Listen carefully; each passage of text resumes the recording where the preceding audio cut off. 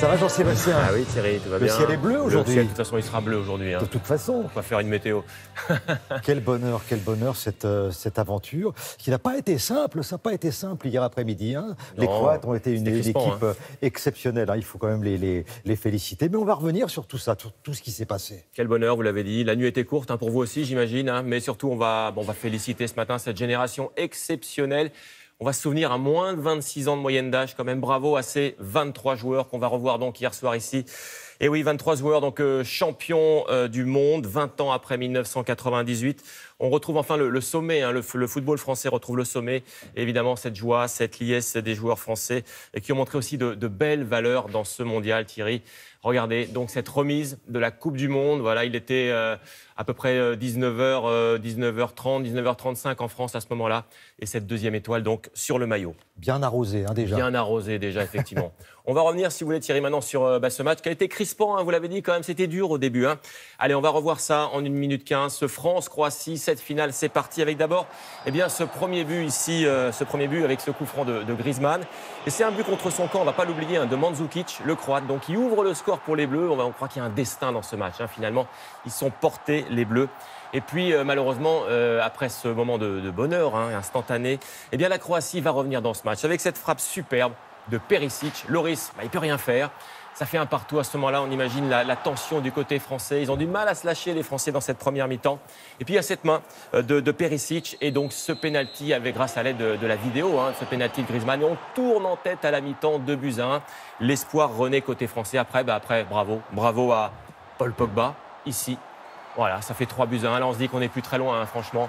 Et puis ce jeune Kylian Mbappé, maintenant Mbappé, 19 ans seulement, la révélation de ce mondial, la future star, 4-1. Quel tir! Alors évidemment, il y a cette petite erreur à la fin de Loris, cette petite erreur qui permet aux Croates de revenir 4-2. Mais on va oublier ça, parce que Loris, il a fait un mondial assez extraordinaire. Donc voilà, la joie, l'incrédulité aussi sur les regards. Et bravo aussi à Deschamps, le sélectionneur incroyable Deschamps, qui a amené donc cette équipe au sommet. Ce matin, Thierry, la France, elle compte 4 titres majeurs. On va les revoir pour bien se rendre compte de la marque de cette équipe dans l'histoire. Regardez cette marque, 4 titres majeurs. On va se souvenir dans l'Euro 84, les générations Platini, vous en souvenez. 98 champion du monde, génération Zidane, 2000 dans la foulée, génération Zidane également. Et puis donc ce matin, 2e étoile sur le maillot. Thierry, la France est à nouveau championne du monde pour la 2e fois. Alors, un grand merci à Didier Deschamps. Ah oui, ça c'est ce qu'on appelle, c'est l'homme de la gagne. Exactement, il a 59 ans, Didier Deschamps. Il a tout gagné, vous l'avez dit, comme joueur, comme sélectionneur maintenant. Il a pris cette équipe en 2012 et hier soir, après le match, il était évidemment profondément ému. Et surtout, vous savez, il a mis en garde ses joueurs. Écoutez. Je leur ai dit à la fin du match, il y a 2 choses qui sont importantes. Une, c'est que ces 23 joueurs seront liés à vie. À vie. Quoi qu'il se passe, ils prendront des routes différentes, mais ils seront liés à vie par cet événement.